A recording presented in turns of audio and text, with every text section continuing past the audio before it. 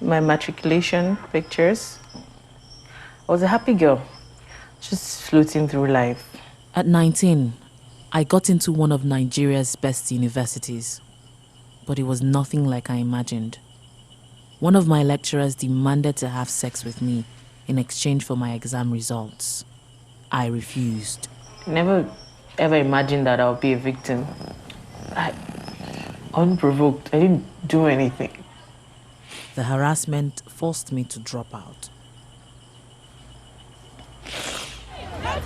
This is the fate of many female students across West Africa, where sexual harassment in universities has long been a problem. For more than a year, BBC Africa Eye has been investigating the issue at the University of Lagos, or UNILAG. After talking to numerous students, one name kept coming up. Dr. Boniface Igbenehu is a senior lecturer in French and a local pastor. We sent an undercover journalist to meet him, posing as a 17-year-old student, seeking admission to UNILAG, below the legal age of consent. Don't you know you're a beautiful girl? Over a number of meetings, he was consistently inappropriate with her. Do you know, and I'm in my 50s, okay?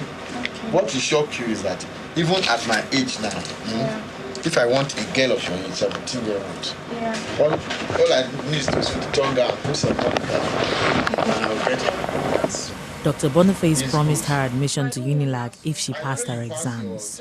I will give you admission. Are you serious? I'm an associate professor. He was also very open about wider harassment inside the UNILAG Senior Staff Club. There's an upper part of the staff club, where lecturers, when they take girls, they take them up there to go and smooch them. Romance them. They'll take them to do? To smooch, touch their breasts, touch all their head. Jesus. It's a club. So they call it the cold room. We later secretly filmed inside the so-called cold room ourselves. We found a number of senior lecturers dancing with women we were later told were UNILAG students having a birthday party. While we were investigating in Nigeria, an Africa Eye team was also on the ground at the University of Ghana. Here, we followed up allegations against Professor Ransford Jampo, a political scientist and a well-known commentator. We sent an undercover journalist posing as a student at the university, and he agreed to become her mentor. A few weeks later, Professor Jampo called on a Sunday afternoon, asking to come to her home. She managed to persuade him to meet at a mall instead. Throughout this meeting, he made numerous inappropriate remarks.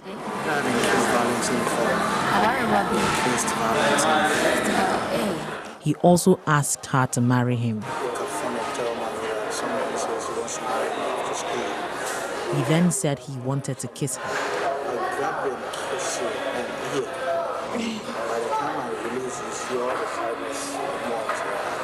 As she began to leave, Professor Jampo made one last move. Professor Jampo told the BBC he vehemently denied sexually harassing our reporter or any student. He told us he treats all students with respect, care, and genuine affection. He claims he was entrapped, which the BBC strongly refutes. The University of Ghana says it considers the allegations of misconduct leveled against Professor Jampo to be extremely disturbing. It has a proactive policy on sexual harassment and is committed to rooting out the problem. Back in Lagos, our footage captured physical harassment by Dr. Boniface. You want a kiss? Do I want A kiss. Dr. Boniface wrapped his arms around her. Sir? No, sit down, sit down, sit down. I don't want to come close. Sir, I've gotten the cold room idea. Come close, come close. Okay. Sit down. Sit down. Okay. Look. I'm scared of you. Yes. That's fine. My baby. My baby. No, wait. That's what I'm doing. I'm not going to harm you. Okay, sir.